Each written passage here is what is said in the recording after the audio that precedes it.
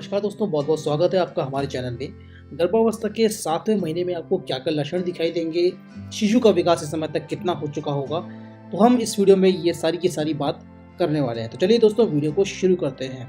7वां महीना यानी कि तकरीबन आपका 28 से लेके 32 हफ्ते का समय होता है। इस समय पे आपके शरीर में काफ़ी सारे चेंजेज़ आपको देखने को मिलेंगे, मानसिक या फिर भावनात्मक चेंजेज़ आपको देखने को मिलते हैं और साथ ही साथ में जो शिशु होता है वो भी काफ़ी सारे चेंजेज़ को ले रहा होता है। तो जो समस्या इस समय पे आपको देखनी बहुत आम है वो है कब्ज़। इस समय पे गर्भवती महिलाओं का पाचन तंत्र बहुत धीमा पड़ जाता है और ये इसलिए होता है क्योंकि जो शरीर के अंदर जो हार्मोन होता है, प्रोजेस्टेरोन हार्मोन होता है, वो बहुत अधिक मात्रा में बन रहा होता है और साथ ही साथ में इस समय पे आप आयरन की भी सप्लीमेंट्स ले रहे होते हैं और जिसके कारण आपकी पाचन शक्ति कमजोर हो जाती है और आपको कब्ज यानी कि कॉन्स्टिपेशन की शिकायत हो सकती है। दूसरा, आपको कमर में दर्द रहने की शिकायत हो सकती है। तो क्योंकि गर्भ में बच्चे का आकार इस समय पे बढ़ चुका होता है तो जो आपके शरीर का बैलेंस होता है वो भी बिगड़ चुका होता है और कहीं ना कहीं पे जो प्रेशर पड़ रहा होता है वो आपकी कमर पे भी आता है। जो गर्भ का भार है वो आपके पेट और कमर के ऊपर बहुत ज्यादा पड़ता है जिसके कारण आपको कमर में दर्द महसूस होता है। तीसरा दोस्तों, इस समय पे गर्भवती महिलाओं को थकान बहुत जल्दी लग जाती है।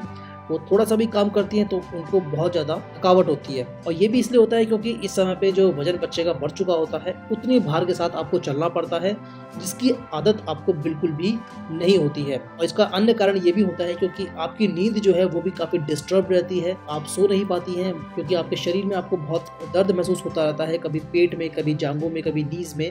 उसके कारण आपकी नींद भी प्रभावित होती है और आपको इस समय पे पेशाब भी बहुत ज़्यादा आता है।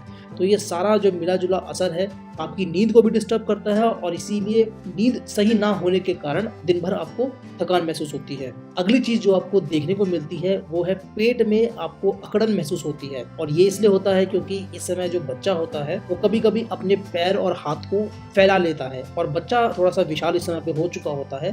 तो जब अपने हाथ और पैर बच्चा फैलाता है तो आपका पेट एकदम टाइट महसूस आपको होता है और फिर जब बच्चा अपने हाथ और पैरों को सिकोड़ लेगा तो फिर ये अकड़न कम हो जाती है। तो कभी आपका पेट एकदम टाइट महसूस होगा, कभी आपका पेट आपको नॉर्मल लगेगा और जब टाइट होता है तो उस समय पे आपको थोड़ा बहुत पेन भी हो सकता है। तो ये काफ़ी कॉमन चीज़ है, इससे आप बिल्कुल भी ना घबराएं। साथ ही साथ में यहाँ पे आपको संकुचन भी महसूस होता है, लेकिन इस तरह के संकुचन को बोलते हैं ब्रैक्सटन हिक्स कॉन्ट्रैक्शन। ये कहीं ना कहीं पे लेबर पेन के जैसा ही दर्द आपको महसूस होता है निचले हिस्से में, लेकिन ये लेबर पेन नहीं होता है क्योंकि इसकी जो इंटेंसिटी होती है या फिर इसकी जो तीव्रता कह लीजिए, ये उतनी नहीं होती है जितनी कि एक लेबर पेन की होती है।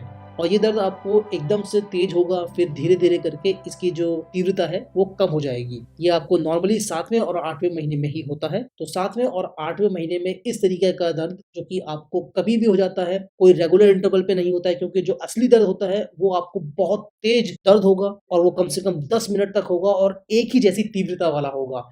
लेकिन जब ये आपको 7वें और 8वें महीने में दर्द होता है जिसे कि हम बोलते हैं ब्रैक्सटन हिक्स कॉन्ट्रैक्शन या फिर इसको फॉल्स लेबर पेन भी बोलते हैं। तो ये लगता तो लेबर पेन की तरह है लेकिन ये लेबर पेन नहीं होता है, ये होता है फॉल्स लेबर पेन जो कि धीरे धीरे फिर कम हो जाएगा। तो ये भी आपको समस्या इस समय पे 7वें महीने में देखने को मिलती है। अगली समस्या आपको मिलती है सांस के फूलने की समस्या और ये इसलिए होता है क्योंकि इस समय पे बच्चे का भार जो है आपके लंग्स में भी पड़ रहा होता है। ये 7वें महीने की सांस फूलने वाली समस्या आपको 8वें महीने में महसूस नहीं होगी क्योंकि 8वें महीने में बच्चा जो है अपने सर को नीचे की तरफ फिक्स कर लेगा, तो उस समय पे जो उसका जो ज़्यादा भार होगा वो नीचे की साइड चले जाएगा।